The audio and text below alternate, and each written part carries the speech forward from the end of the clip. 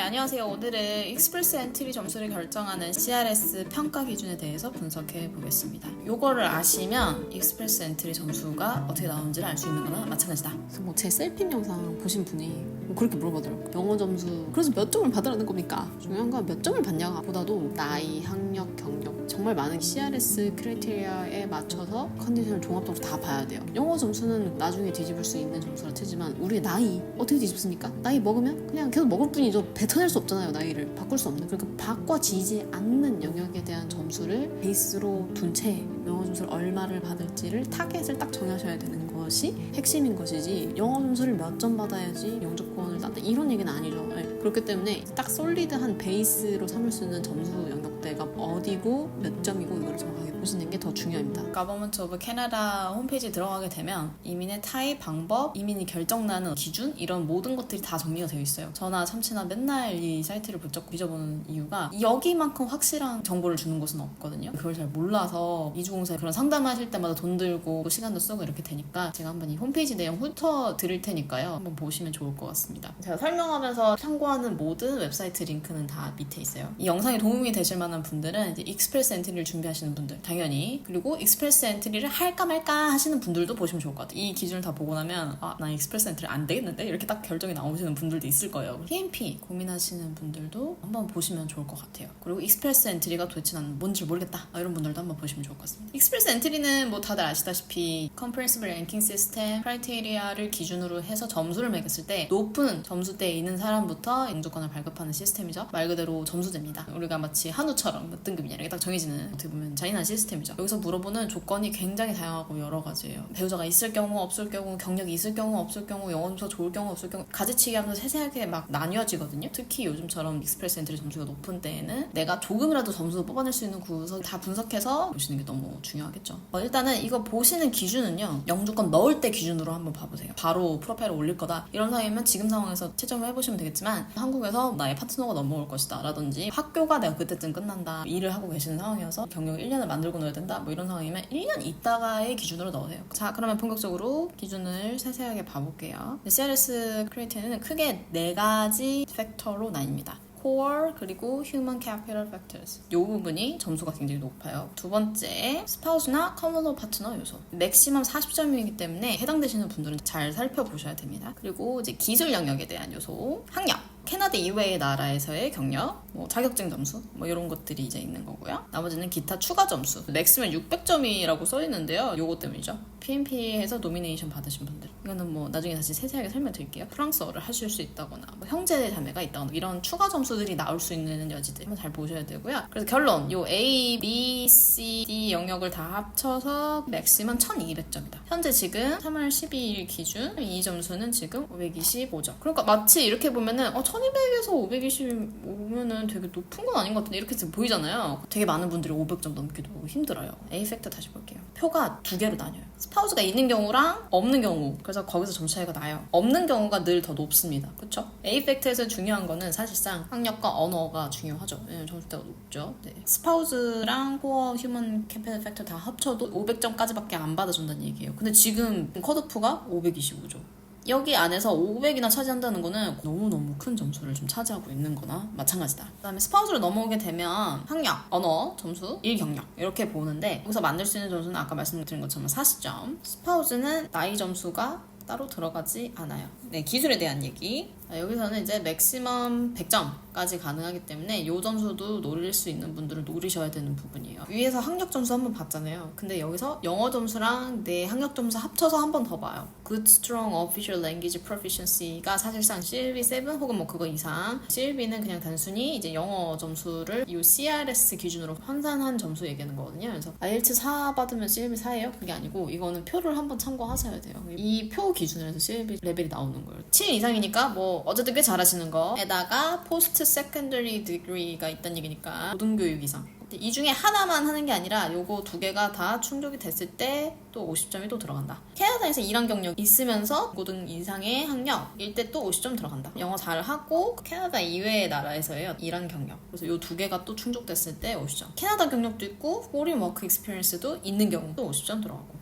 혹은 자격증이 있는 경우예요. 또 10점. 총합을 중간중간 계속 알려줘요. ABC 다 합쳤을 때 맥시멈 600이다. 600을 넘길 수는 없다는 얘기예요. 나머지는 기타 추가 점수. 뭐 여기 가족이 있으신 분들, 그분이 시티즌이거나 permanent resident일 때 15점 좀 땡깁니다. 그리고 French language skill TEF? 그리고 아마 TCF라고 있을 거예요. 네. 프렌치 점수를 또 아마 CLB로 환산을 한 다음에 거기서 또 맥스로 50점까지 가능하다. 캐나다 학위가 있으신 분들 또 30점. 네, 점수 꽤 많이 나와요. 요 티어에 있는 이 직군들 200점을 만드실 수 있다. PMP에서 노미네이션 받으신 분들. 밑에부터는 조금 더 이제 세세한 기준이 나올 거거든요. 이거를 쭉 보시면은 PMP 해야겠다 결론이 나오시는 분들이 아마 있을 거예요. A 팩터에서 제일 첫 번째 줄에 있었던 거 뭐였어요? Age죠, Age. 두 가지로 나뉜다고 했었죠?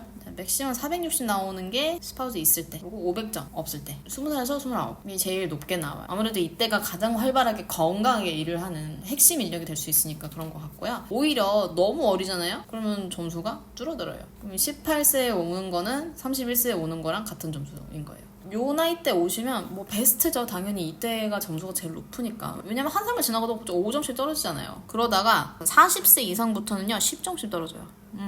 그러니까 나이 어린 게 장땡이다. 스파우스나 커먼 아파트 없는 경우 점수 폭이 여기는 5점이고 여기서 여기로 떨어지면 6점 떨어지고 40부터는 여기는 또 11점씩 떨어지네요. 네, 지금 처음 알았네. 45세 이상부터는 이제 점수가 없습니다. 그래도 어쨌든 44세에 와서도 10점이라도 높네요. 스파우스가 없는 사람은 무조건 점수가 더 높게 나올 수밖에 없는. 네, 왜냐면 맥시멈 110이니까. 이때가 아니었으면 뭐 다 늦은 거네 이렇게 생각하실 수도 있을 것 같지만 뒤에 가면 뒤집을 수 있는 요소들이 몇 가지 나와요. 이제 외국 경력 나오잖아요. 한국에서 일한 경력 당연히 들어갑니다. 우리나라는 사회 진출하는 연령이 점점 나이가 높아지잖아요. 이 20에서 29세 사이에 경력을 만들어 본다는 게 조금 어려운 일이죠. 여기 보시면 영어를 잘하고 외국에서 일한 경력 있고 이러면 어쨌든 최대 50점을 만들 수 있단 말이에요. 만회가 될 수 있는 점수이기 때문에 나이 점수에서 내가 뭐 없다 점수가 그래서 바로 포기하고 이렇게는 안 하셨으면 좋겠어요. 그리고 뭐가 남았죠? 영어. 진짜 내가 어리고 나발이고 상관없이 너무 큰 비중을 차지하기 때문에 여차저차 한국에서 또 일도 좀 하고 영업소 만들고 어쩌고저쩌고 이러고 오면은 뭐 사실상 30살부터 하시는 경우가 많으면 많다. 이런 분들은 그럼 굉장히 부지런하게 준비를 잘 빨리 해서 오신 거라고 볼 수 있겠죠. 다음에 나오는 거 학력. 고등학교 못 끝내신 분들은 빵점. 하이스쿨 그래듀에이션이 있다. 28점부터 시작합니다. 스파우스 없으면 30. 대학이나 전문대학, 직업학교 그 외에 인스티튜트에서 뭐 1년짜리 학위, 졸업장, 자격증 그 이상의 학위가 있으시다.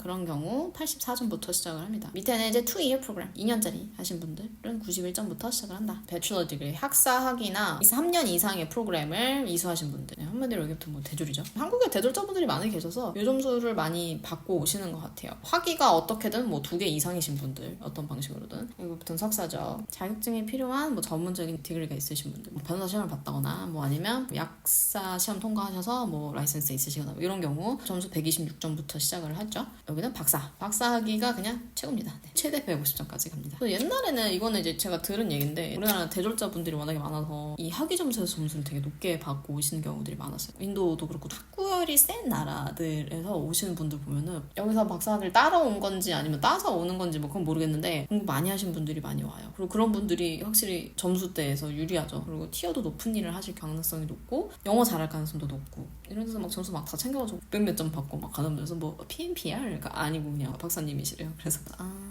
대졸만 갔다가 이제 들이밀기에는 점수가 부족해지는 지경이 됐어요. 자, 이제 대망의 영어 점수 구간입니다. 이제 First Official Language 점수를 무조건 봐요. 영어죠, 한마디로. 저번에 그 셀피 영상에서 말씀드린 것처럼 요 4가지 섹션을 다 볼 수 있는 뭐 셀피, IELTS, PT 이런 것들을 받아줍니다. 영역별로 32점 스파도 있을 때, 그리고 영역별로 34점 없을 때. 영역별로니까 32 곱하기 4, 얘는 34 곱하기 4를 한 결과가 맥시멈 128, 136. 그러니까 4 미만부터는 점수가 없고요. 둘 다. 4나 5다. 그러면 이제 6점부터 시작을 하는 겁니다. 최대 점수가 10 혹은 10 이상이면 32에서 34가 되는 거죠. 내가 CLB를 4를 받았고 8을 받았고 4를 받고 뭐 6을 받았다. 이러면 여기에 맞는 점수대로 보시면 돼요. CLB 4가 몇 점이죠? 6이죠. 8은 몇 점이죠? 20이죠. 6이면 8이죠. 그래서 이 점수를 다 더하면 됩니다. 몇 점이야? 그러면 최종 점수 42가 되는 거예요. 이런 식으로 보시면 되고요. 여기도 전략이 필요한 게 스피킹을 내가 진짜 열심히 해도 6밖에 안 될 것 같아. 6을 받도록 노력을 하세요. 내가 또 잘할 수 있는 다른 거를 더 집중해서 올릴 수 있잖아요. 영어 점수가 정말 많은 분들의 발목을 잡는다고 들었어요. 포기하고 빨리 포기하고 집중할 수 있는데 집중 빨리 해서 넘어오는 게 빠르다. 영역별로 받을 수 있는 최대치 점수 보신 다음에 그에 맞는 전략 짜시는 게 중요하죠. 영어 점수 얘기는 뭐 또 다음에 자세히 할게요. 자, 두 번째 Second Official Language. 프렌치도 TF, TCF 따라서 그 CLB 점수가 나와요. 요것도 그 CLB 표 있습니다. 제가 띄워드릴게요. 만약에 해당되시는 분들 있다면. 네 가지 영역 보고요. 최대 영역별 6점까지 받아줍니다. 근데 24점을 프렌치 점수로 만들어도 내가 스파우스가 있다면 22점까지밖에 인정을 못 받습니다. 그 다음 캐나다에서 일한 경력 연차로 봅니다. 1년 이상이다. 5년 혹은 그 이상이다. 최대 80점이죠. 근데 보통은 이제 빨리 하셔야 되니까 1년 차에서 막 들어가시는 분들이 많이 계신 것 같아요.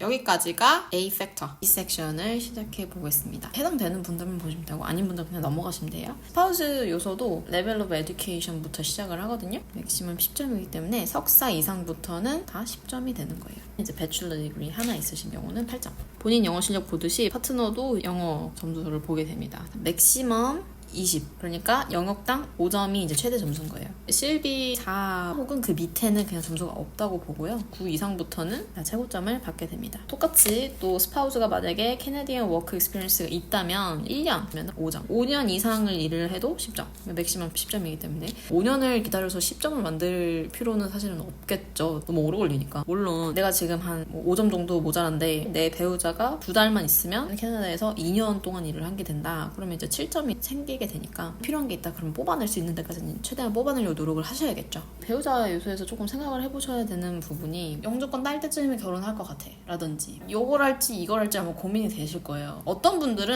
없이 했을 때 점수가 더 높아요. 어떤 분들은 스파우스 팩터로 점수를 더 챙기는 것이 나을 때도 있어요. 왜냐면 이거 40점 주잖아요. 그래서 이거는 계산해보시는 거 말고는 방법이 없습니다. 내가 싱글로 넣었을 때 점수가 높게 나오니까 내가 먼저 영주권 따놓겠다. 그런 다음에 결혼하자. 이러면 이분도 어쨌든 파트너로서 영주권이 나오잖아요. 뭐 이렇게 하시는 방법이 하나 있고 이 스파우스 관계를 명확히 한 다음에 한 명이 메인 어플라이어가 돼서 영주권을 신청하는 방법이 있고 요게 점수가 높은 분들도 있어요. 저희 같은 경우는 이게 높아서 그냥 이걸 하는 것 뿐이고 이게 높은 분들은 이거 하시면 되는 거예요. 그래서 이 배우자 요소 점수를 잘 확인해 보세요. 득이 될 수도 있고 실이 될 수도 있기 때문에. 다음은 이제 C 팩터인데요. 일단 일한 경력, 국내 고개로 나뉘는데 하나는 캐나다 경력, 나머지는 뭐 한국이든 어디든 뭐 상관없고, 그리고 학력, 이제 영어 실력, 자격증 요거를 막 섞어서 보는 거예요. 첫 번째로 보는 게 학력 플러스 영어, 다음에 보는 게 캐나다 경력 플러스 학력, 캐나다 경력 플러스 영어, 그리고 캐나다 경력 플러스 외국 경력, 마지막이 자격증 플러스 영어. 두 가지 요소를 섞었을 때 장점이 되는 경우들도 있잖아요. 그러니까 받아들이고 싶은 이민자의 어떤 이상적인 모델. 예를 들면 뭐 영어도 잘 하는데 자격증도 있어. 고급 인력이 될 수 있으니까. 이 부분들 다 이렇게 얽히고 설키고 하면서 이제 같이 섞어서 보는 팩터인 거예요. 최대 100점이나 되기 때문에 뽑아낼 수 있는 점수가 있다. 그럼 최대 한번 뽑아보시는 쪽으로 가셔야 됩니다. 첫 번째로 보는 게 학력 플러스 영어. 여기는 CLB 7 이상이고 하나 이상이 CLB 9 밑에인 분들. 모든 4개 영역에서 CLB 9 혹은 이상 엄청 영어 잘하시는 분들. 고등학교 학력 혹은 그 밑에는 이제 점수가 없고요. 1년 이상의 프로그램을 마친 기록 13점부터 시작. 여기는 25점이죠. 여기부터는 점수가 통일이 돼요. 그러니까 학위가 2개인데 최소 하나는 3년 이상 과정일 때 25점부터 시작인 거예요.